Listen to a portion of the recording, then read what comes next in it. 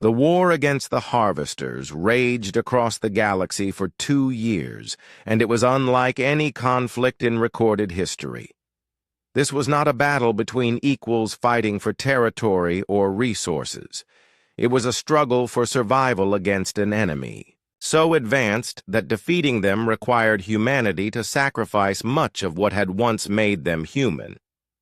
General Frank Cooper stood on the bridge of the flagship Silent Promise watching as human strike forces engaged Harvester swarms throughout the Orient sector. The ship around him was as much living organism as machine, with hull plating that could heal from damage and weapon systems that adapted to enemy tactics in real time. The cost of building such vessels had been measured not just in resources, but in human lives. Strike Group 7 reports successful elimination of 3 Harvester vessels, announced Captain Bill Martinez from his station. They are moving to intercept the swarm heading toward the tidal refugee fleet. Acknowledged, Cooper replied. Deploy Strike Groups 4 and 9 to cover their withdrawal. We cannot afford to lose any more ships to prolonged engagement. The human fleet had grown powerful over the 2 years of war, but it remained vastly outnumbered. For every Harvester ship they destroyed, 10 more seemed to take its place.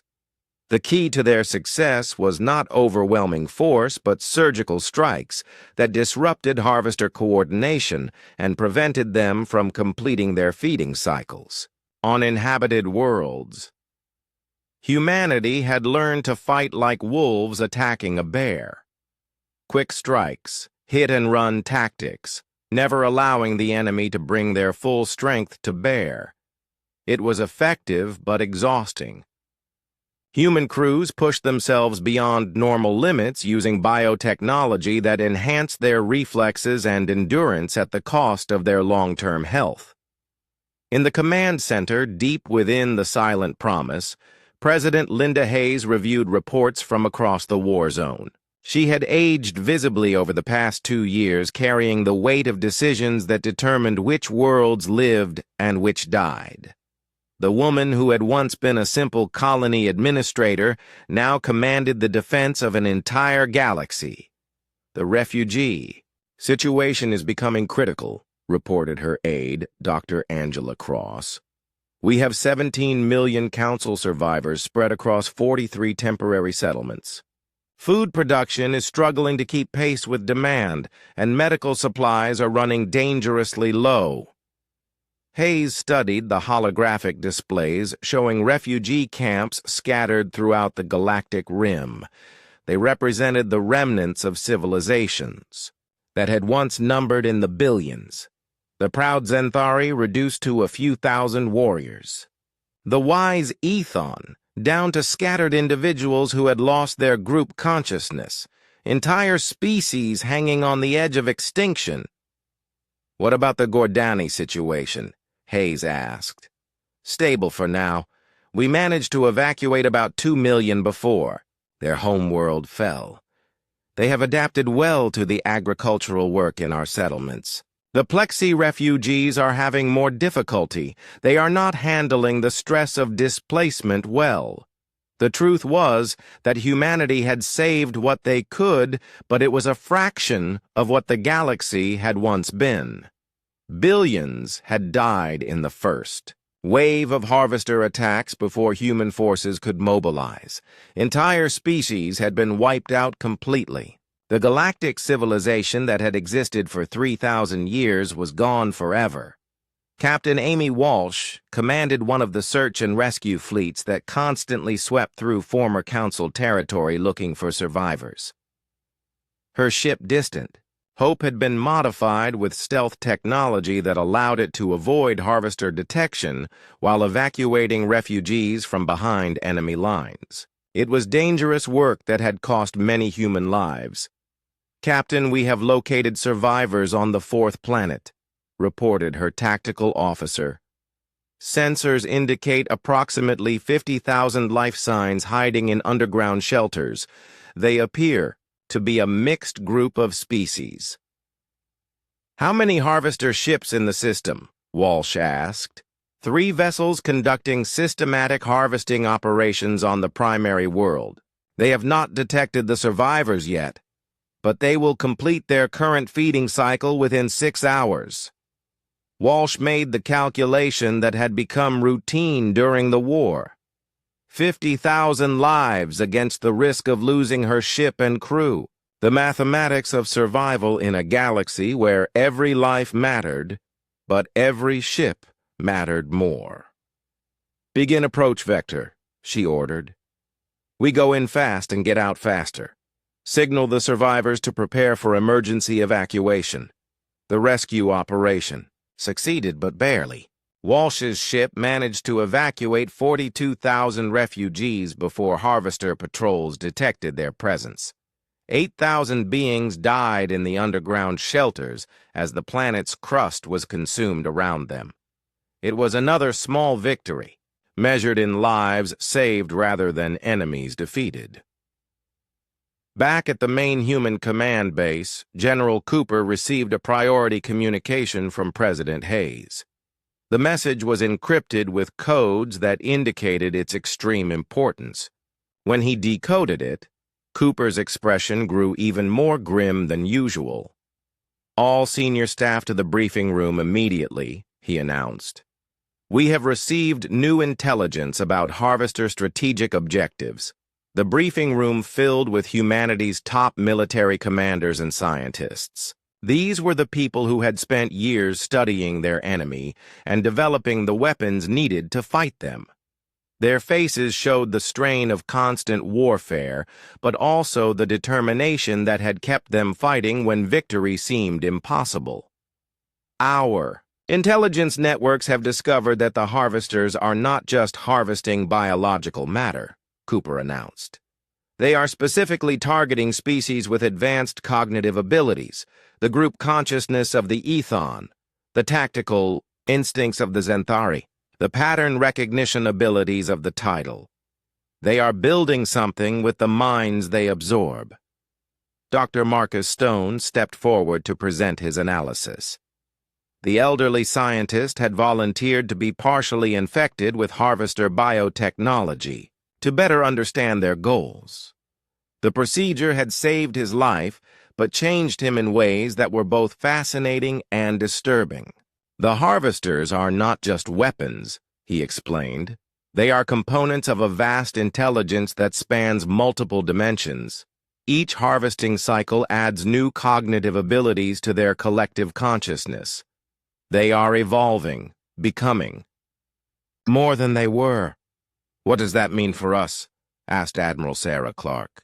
"It means they are preparing for something bigger than just consuming our galaxy," Stone replied. "The pattern suggests they are building toward a confrontation with an enemy we have not yet encountered.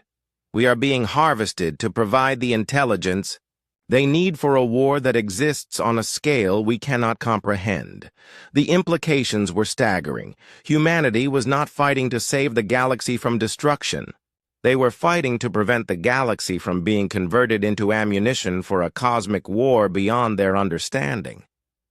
The stakes were higher than anyone had realized, but the war was reaching its conclusion regardless of cosmic implications. The harvester forces were weakening as human tactics disrupted their coordination and prevented them from completing feeding cycles. Without fresh biological matter to process, they could not maintain their numbers or replace damaged ships.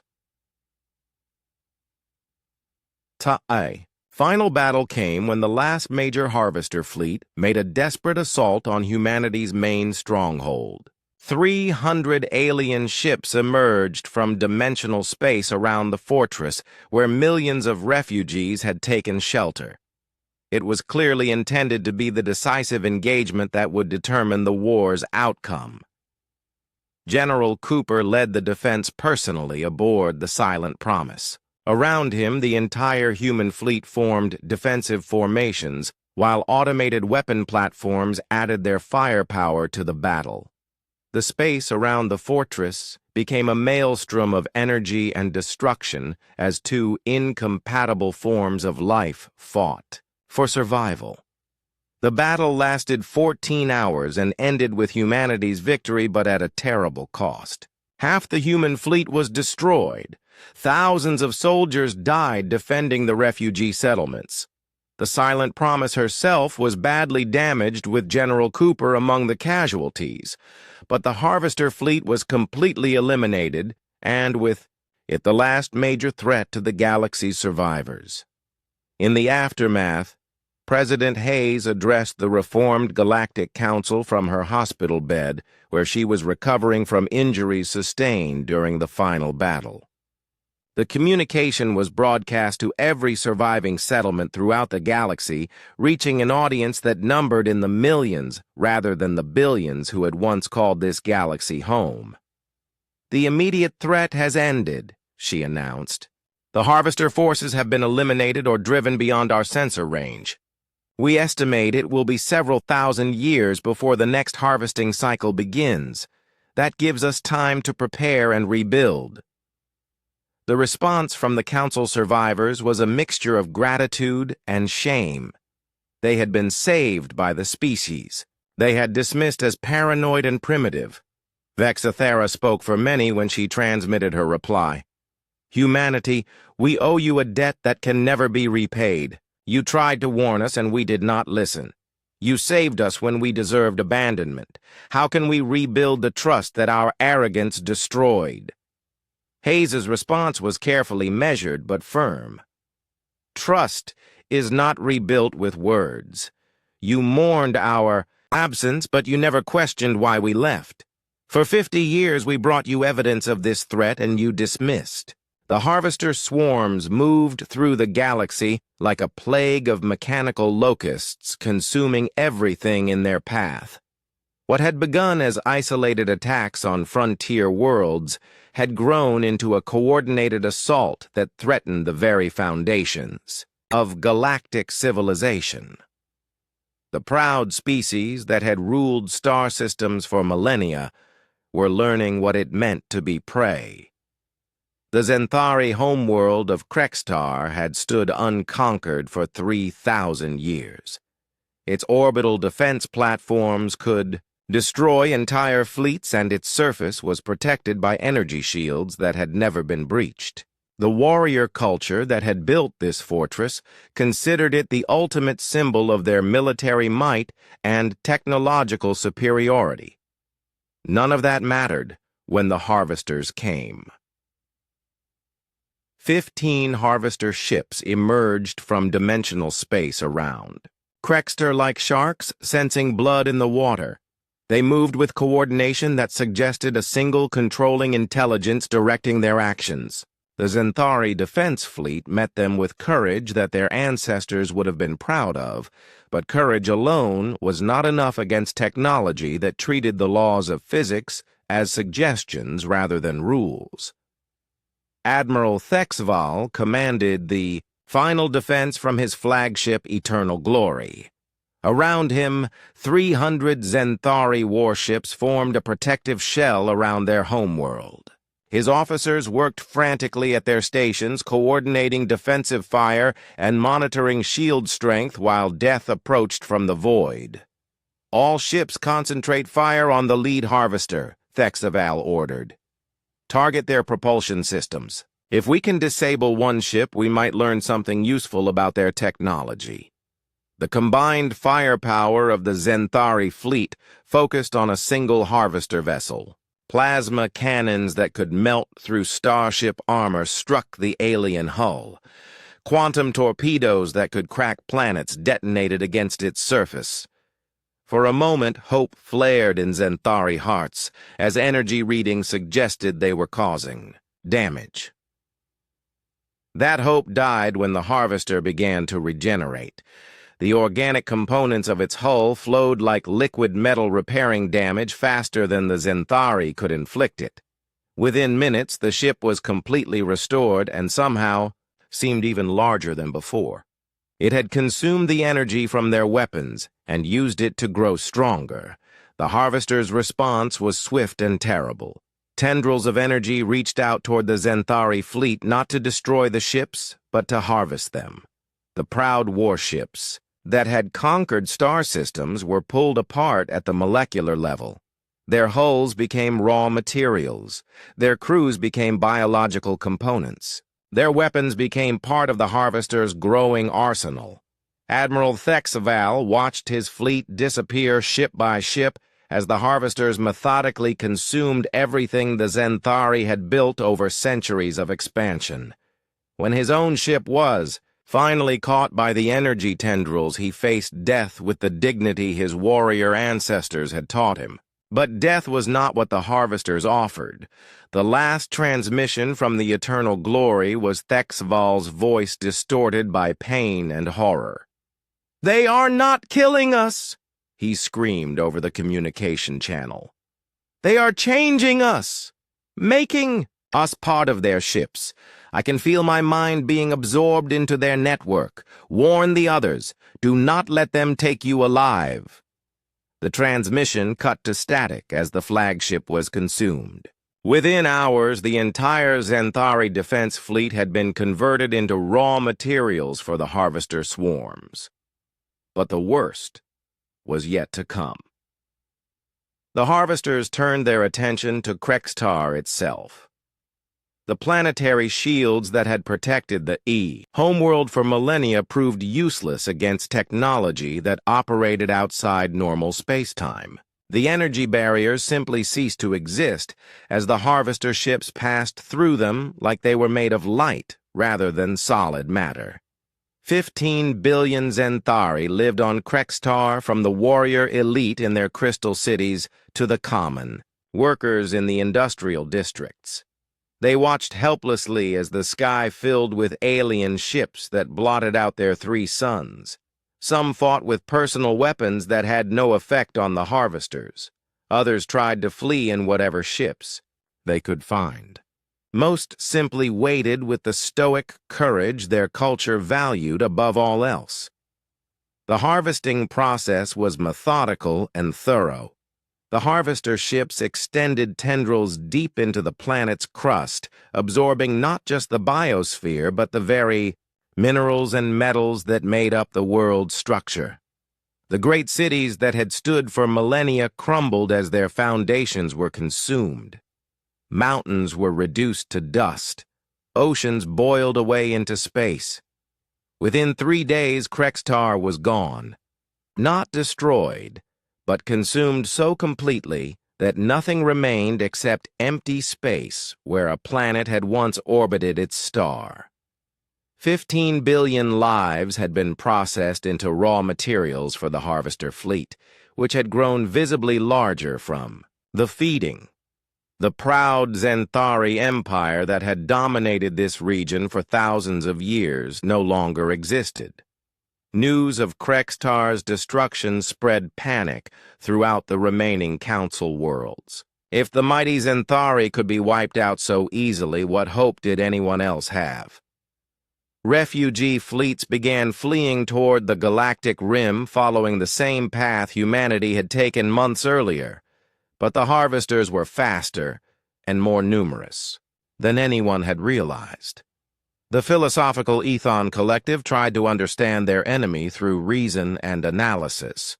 Their greatest minds worked around the clock studying Harvester technology and trying to find weaknesses that could be exploited. The crystal beings that made up their species were naturally logical, and they believed that any technology could be understood and therefore defeated. Elder Serenthi led the research effort from the collective's primary science world of Luminera. Her crystalline form pulsed with thought as she analyzed data from the Zenthari defeat. Around her, hundreds of other Ethon scientists shared processing power through their quantum-linked consciousness, creating a group mind capable of incredible analytical power. The Harvesters appear to operate using principles that combine multiple dimensions of space-time, she announced to the assembled researchers. Their technology bridges the gap between matter and energy, allowing them to convert one into the other at will. If we can disrupt this dimensional bridging, we might be able to neutralize their regenerative abilities. The Ethon worked frantically to develop weapons based on dimensional disruption technology. They built prototypes that could theoretically interfere with the Harvester's matter-energy conversion process. When the alien ships finally arrived at Luminara, the collective was ready with what they believed would be an effective defense. The battle lasted exactly 17 minutes. The dimensional disruptors had no effect on the Harvester ships, which seemed to exist in multiple dimensions simultaneously. The weapons designed to disrupt their technology were simply absorbed and converted into additional power sources. The Ethon fleet that met them in orbit was harvested as efficiently as any other. But the Harvesters did something different with the Ethon than they had with the Zenthari. Instead of simply consuming them, they seemed to be studying their quantum-linked consciousness. The group mind that had made the collective so effective at research was apparently of great interest to the alien intelligence that controlled the swarms. Elder Sorrenthi's final transmission was filled with a terror that her people rarely experienced. "They are not just taking our bodies," she reported as her ship was pulled apart around her. "They are absorbing our linked consciousness. Our group mind is being integrated into their network. They are learning from us, using our ability to share thoughts across quantum space to improve their own coordination." The harvesting of Luminara followed the same pattern as Krextar. The entire world was consumed down to its core, leaving nothing but empty space. But this time, the Harvester fleet seemed more coordinated after absorbing the Ethon group mind. Their movements became more precise, their attacks more efficient. They were learning and growing stronger with each species they consumed. In the depths of space, Captain Amy Walsh continued tracking the human exodus trail with growing desperation. Her ship Distant Hope had found more human installations hidden throughout the galactic rim. Each one was more impressive than the last, suggesting that humanity's preparation for this war had been even more extensive than anyone realized.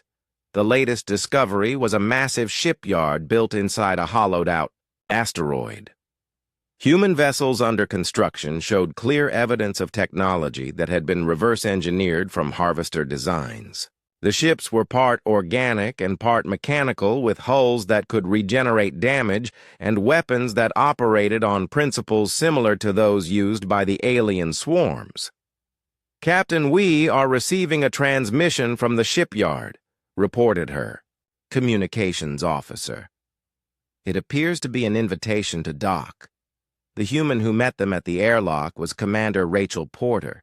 She wore armor that incorporated biological components clearly derived from Harvester technology. Her face showed the strain of someone who had been preparing for war for far longer than the few months since humanity's exodus.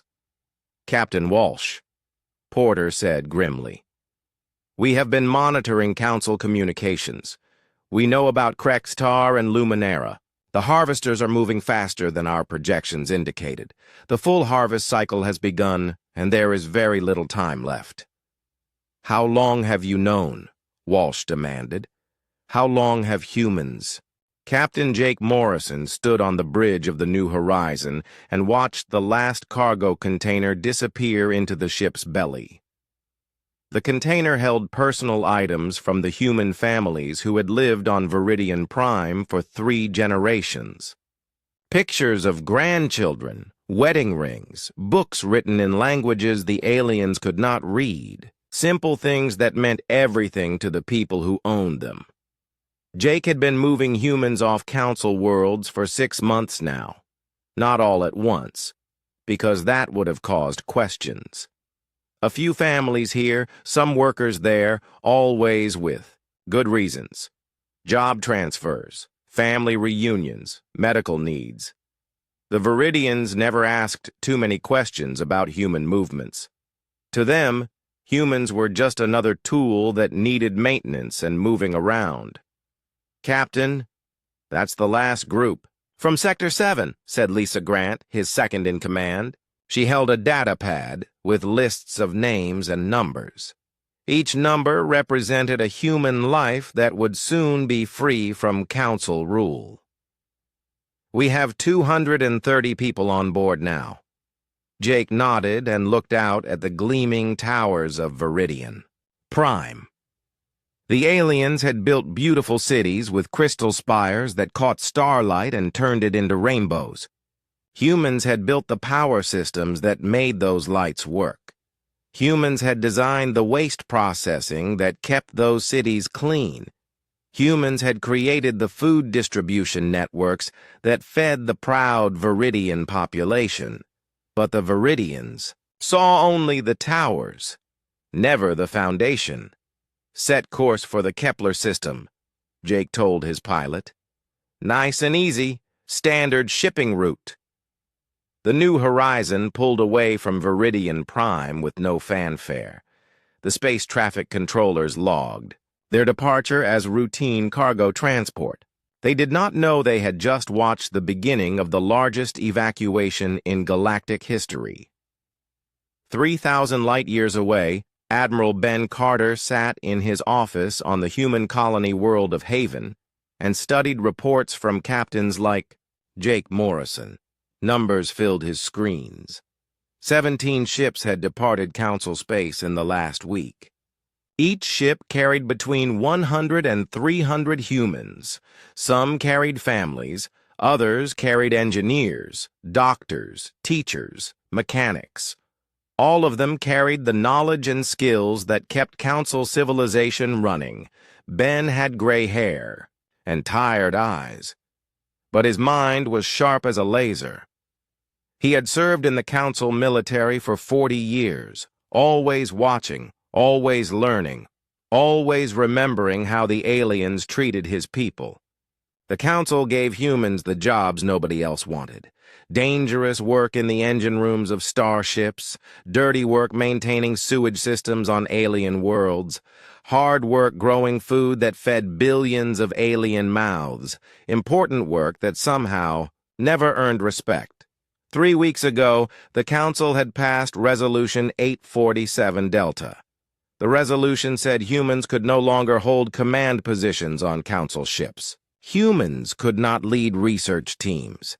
Humans could not own businesses that competed with alien companies. The resolution called it optimization of species capabilities. But Ben knew what it really meant. It meant the Council wanted to keep humans as servants forever. Ben opened a secure communication channel to Admiral Sarah Kim, who commanded the human fleet stationed near Karathi space. "Sarah, how many ships do you have ready for Operation Exodus?" Sarah's face appeared on his screen. She looked as tired as he felt. 215 ships, Ben. Everything from cargo haulers to luxury cruisers. We've been converting passenger compartments and cargo holds for the last 6 months. We can move 50,000 people in the next 2 weeks if we push hard.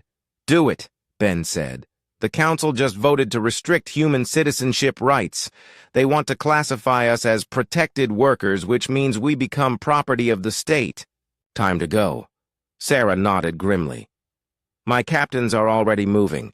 Half the human fleet disappeared from Council space yesterday. The alien admirals think we're conducting training exercises in deep space."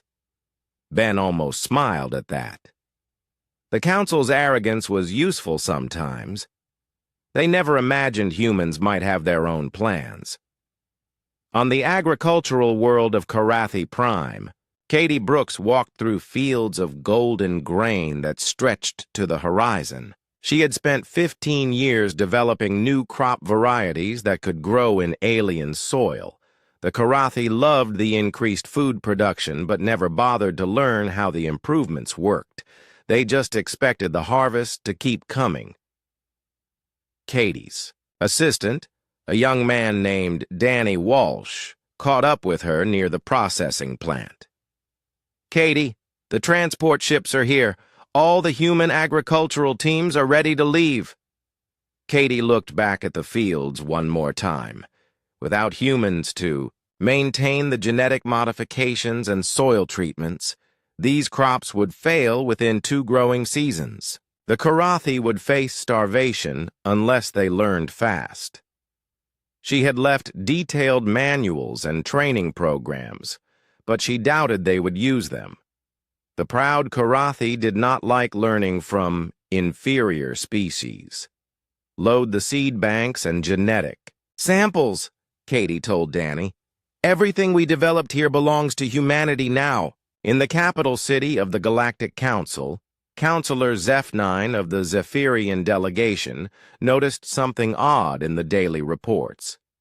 Human population numbers on several worlds had decreased slightly over the past month. Not by much, maybe, 5 or 10%. But the pattern was consistent across 12 different star systems.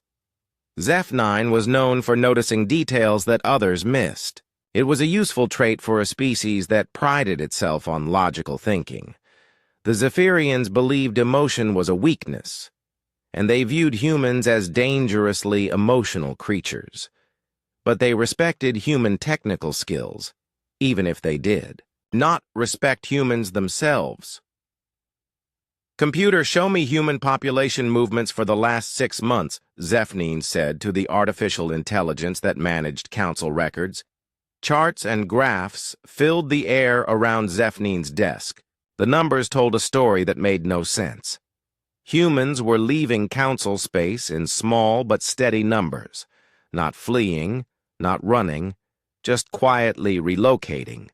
Family groups moving to visit relatives and never returning. Work teams transferring to new assignments that did not exist in council records. Students leaving for educational opportunities at schools nobody had heard of. Zeph9 tried to find patterns in the data. Where were these humans going? The tracking stopped at the edge of council space, in regions marked as unexplored or uninhabitable. But humans were good at making uninhabitable places livable. That was one of their most useful qualities. Computer, estimate total human population decrease across all council worlds, Zeph9 said. Current estimates indicate a 12.7% decrease in human population over the last 6 months. The computer replied in its calm voice. 12%.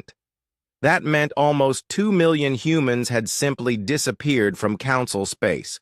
Not died, not relocated within the council, just gone. Zeph9 felt something that might have been concern if Zephyrians allowed themselves such emotions.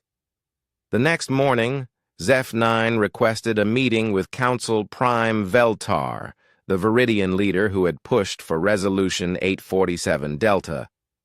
Veltar's office was decorated with crystals that sang in harmonious tones when touched by light. Beautiful but pointless, like most Viridian art. Counselor Zeph9, how may the Council serve the logical Zephyrian people today? Veltar's voice carried the musical quality typical of his species. Prime Veltar, I wish to discuss human population movements, Zeph9 said, activating a holographic display of the data. Significant numbers of humans have departed Council space in recent months. Veltar examined the charts with mild interest.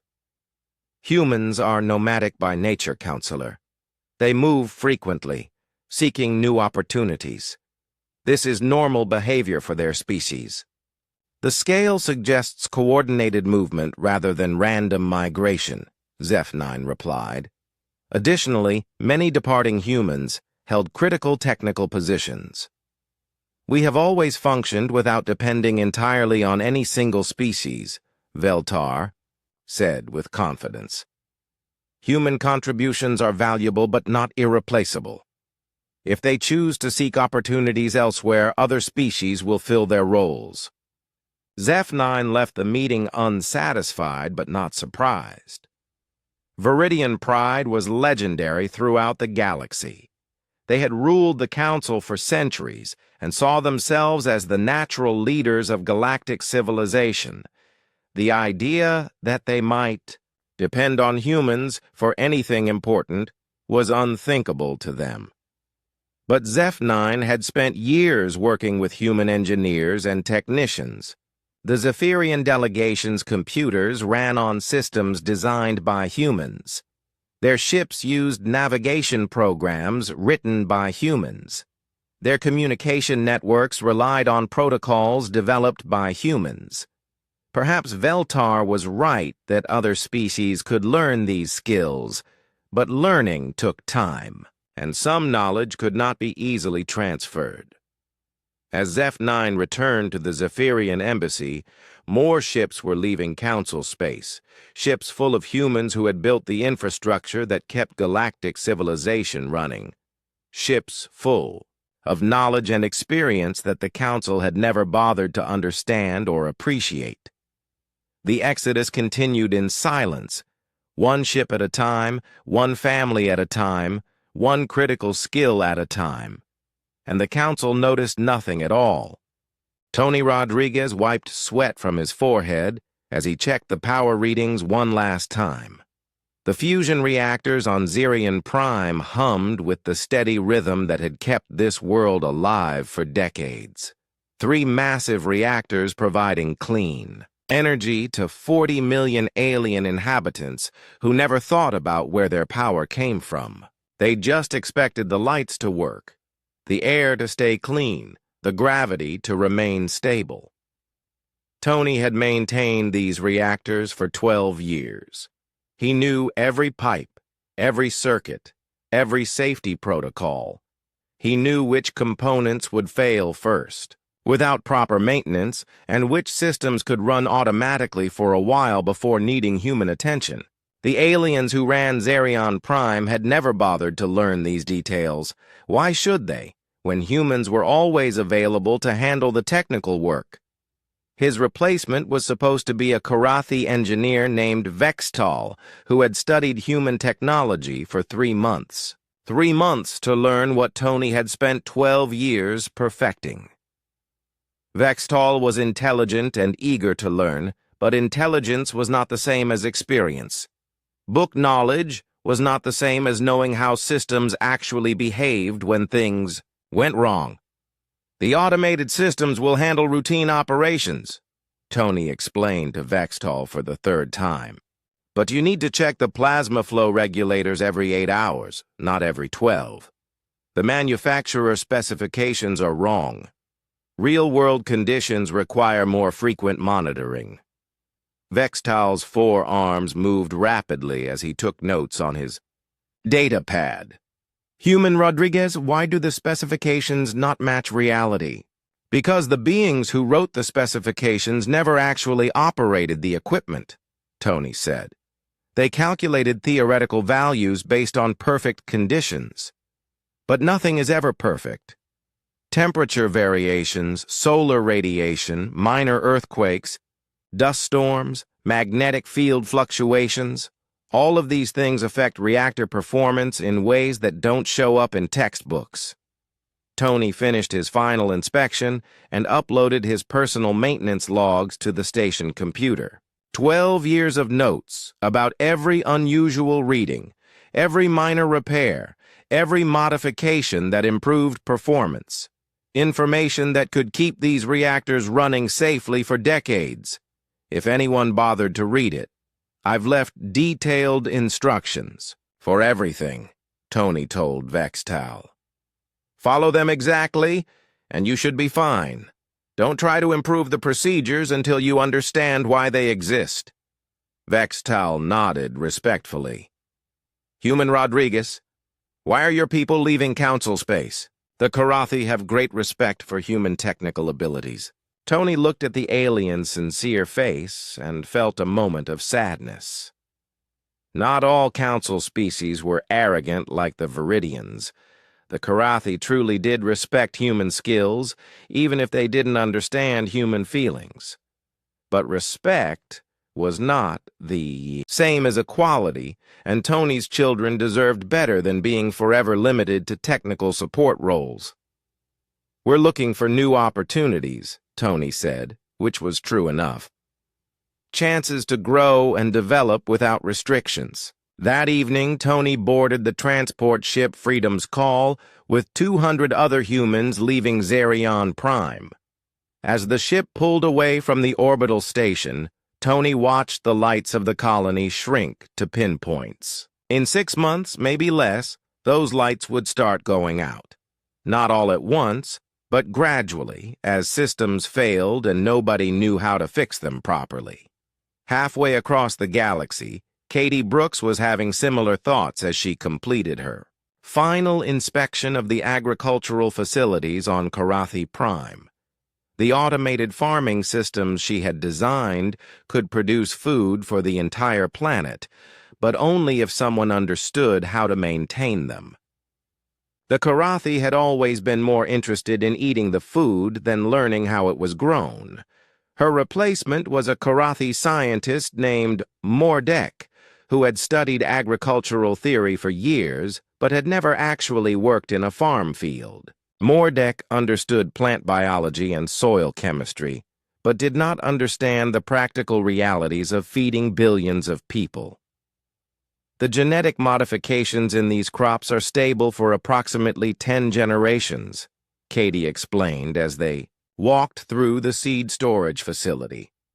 After that, you need to refresh the genetic markers or the plants will revert to their original forms. Original yields are about 60% lower than current production. Mordek's tail twitched with concern. Only 60%? That would create significant food shortages. That's why the refresh procedures are so important, Katie said. I've documented everything, but the procedures require equipment and expertise that currently only humans possess. You'll need to develop your own capabilities or establish trade relationships with human colonies. Katie did not mention that the Council's new restrictions made such trade relationships unlikely.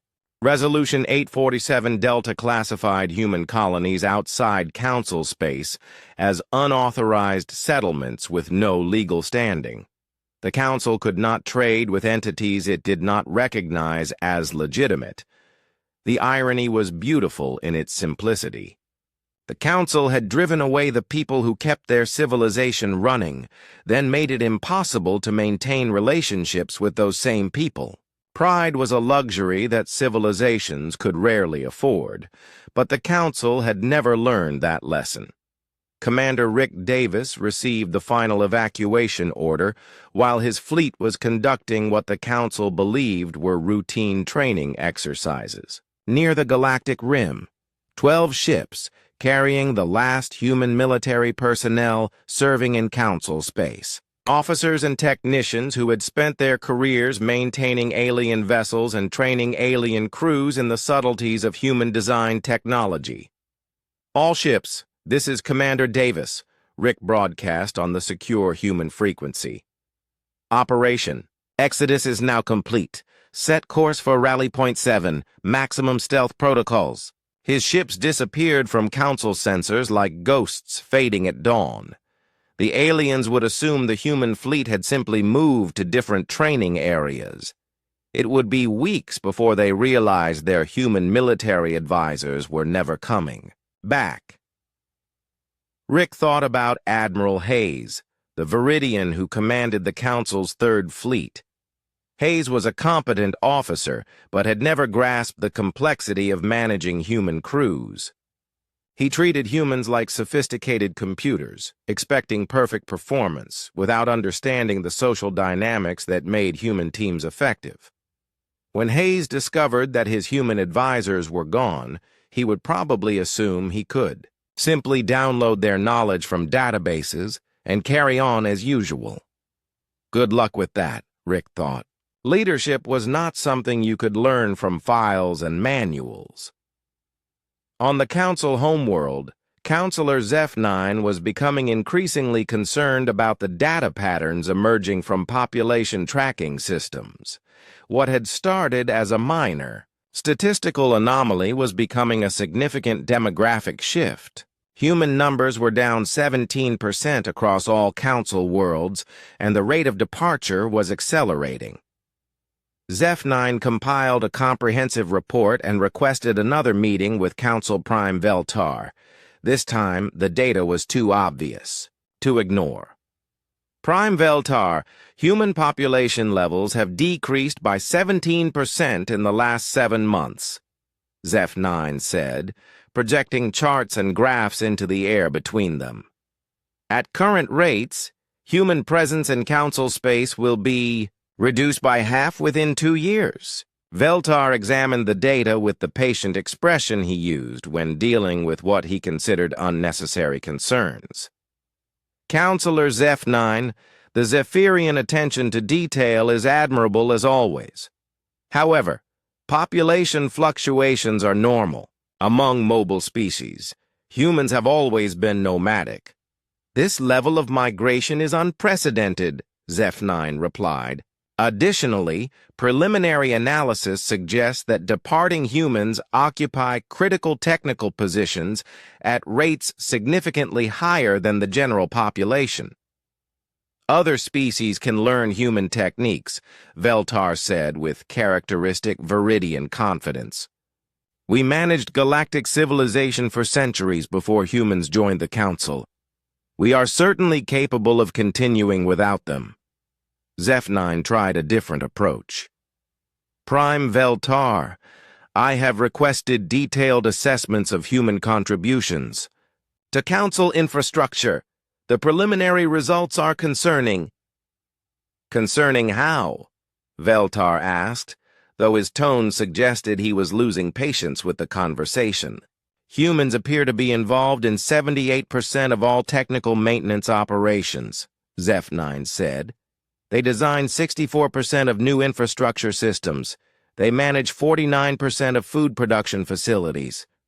They operate 37% of transportation networks. For the first time, Veltar looked genuinely surprised. Those numbers seem unusually high. Perhaps human record-keeping exaggerates their importance. The data comes from Council, tracking systems, not human sources, Zeph-9 replied. Additionally, these percentages represent critical functions, not routine tasks. Humans typically handle the most complex and essential operations. Veltar was quiet for a long moment, considering the implications. If these numbers were accurate, then human departure could create significant problems. But acknowledging dependence on humans would contradict everything Viridian culture believed about species hierarchy and natural leadership. Prepare contingency, plans for increased automation, and cross-training programs, Veltar finally said. If humans choose to limit their participation in Council society, we must be prepared to maintain essential services. President Helen Murphy stood on the observation deck of New Terra Station and watched the construction ships position another habitat module into place. 6 months ago, this region of space had been empty except for asteroids and cosmic dust. Now it housed 2 million humans and was growing larger every day. Helen had been elected president of the human-free territories 3 weeks ago, when it became clear that the exodus from Council space was permanent. The vote had been unanimous. Among the colony leaders, nobody wanted to go back to being second-class citizens in someone else's empire. Madam President, we have reports from the Kepler system, said her aide, a young woman named Jenny Martinez, who had been a junior administrator on Viridian Prime before the evacuation. The industrial complexes there are coming online ahead of schedule. Helen nodded and reviewed the data on her tablet. Amazing what humans could accomplish when they were working for themselves instead of alien overlords. The construction crews were putting in 14-hour days because they believed in what they were building. Free worlds where human children could grow up to be anything they wanted, not just maintenance workers for alien masters. What about the agricultural stations? Helen asked.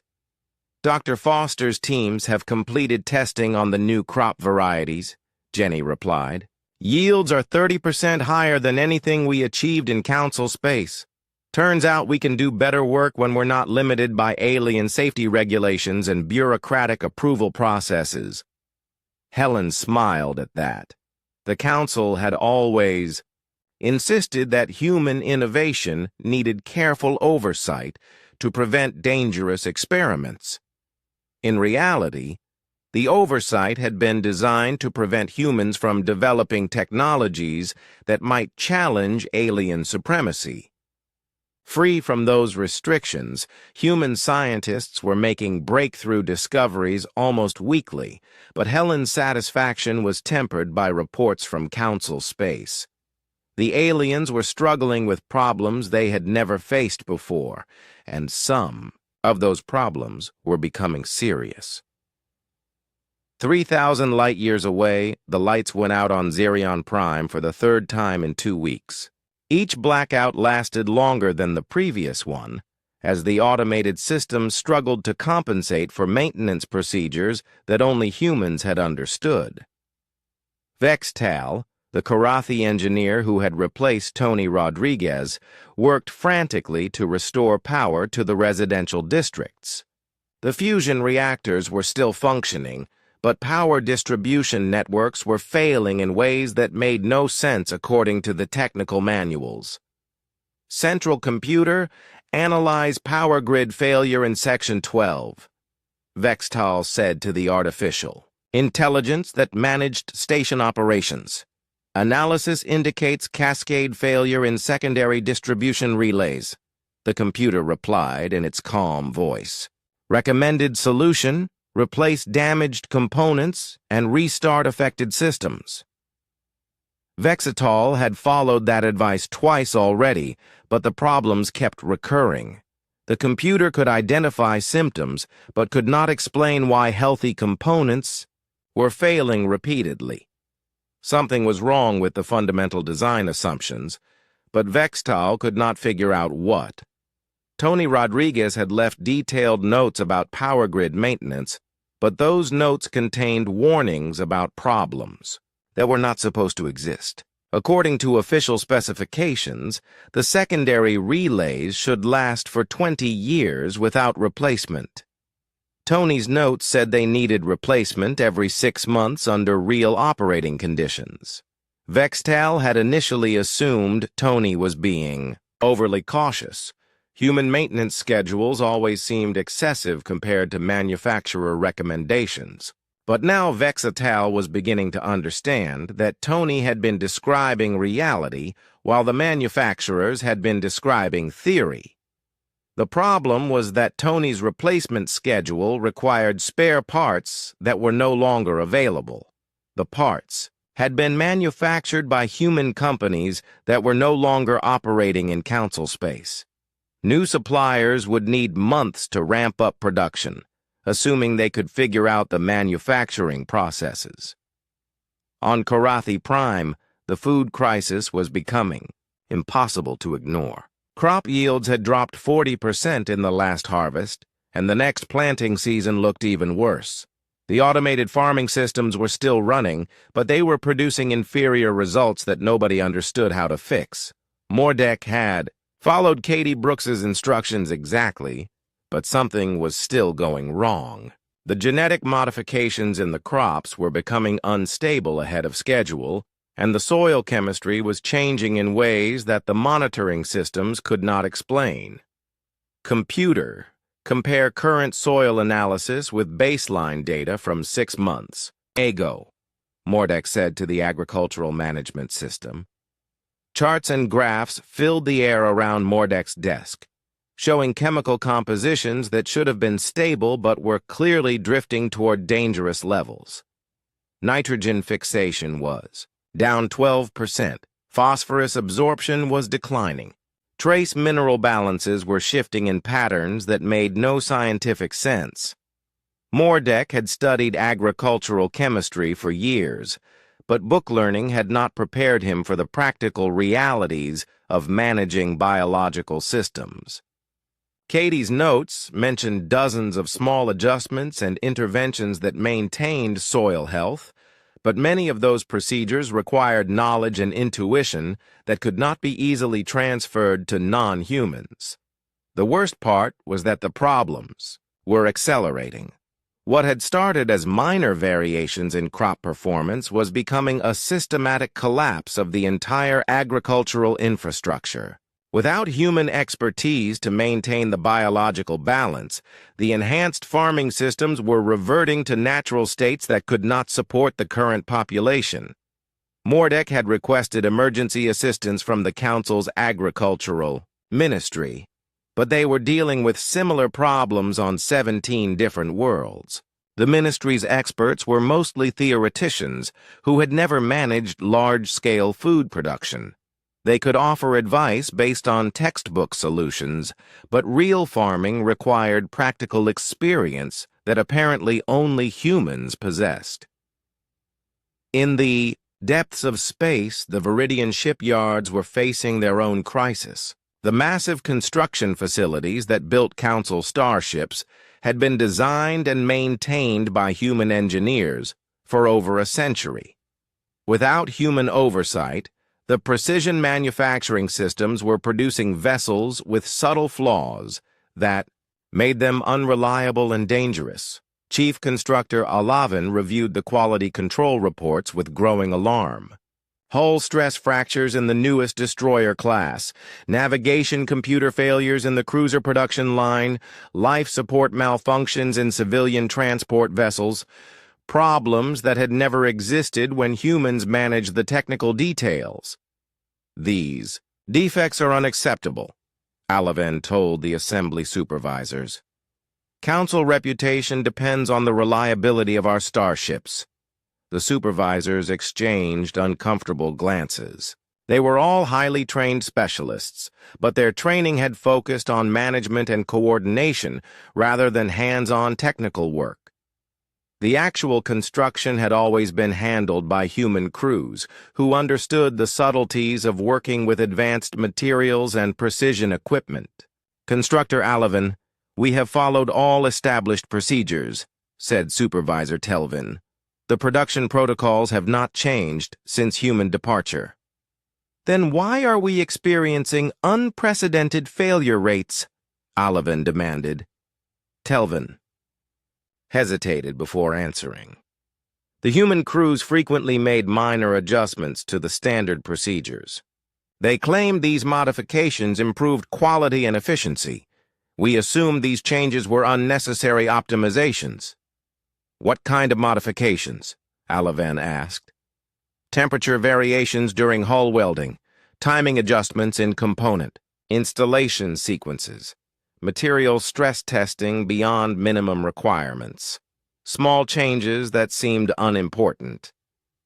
Alavin began to understand the scope of the problem. Human workers had been continuously improving the construction processes through experience and experimentation. Those improvements had never been documented in the official procedures because they represented practical knowledge rather than theoretical specifications. Without humans making those adjustments, the shipyards were building vessels according to outdated specifications that produced inferior results.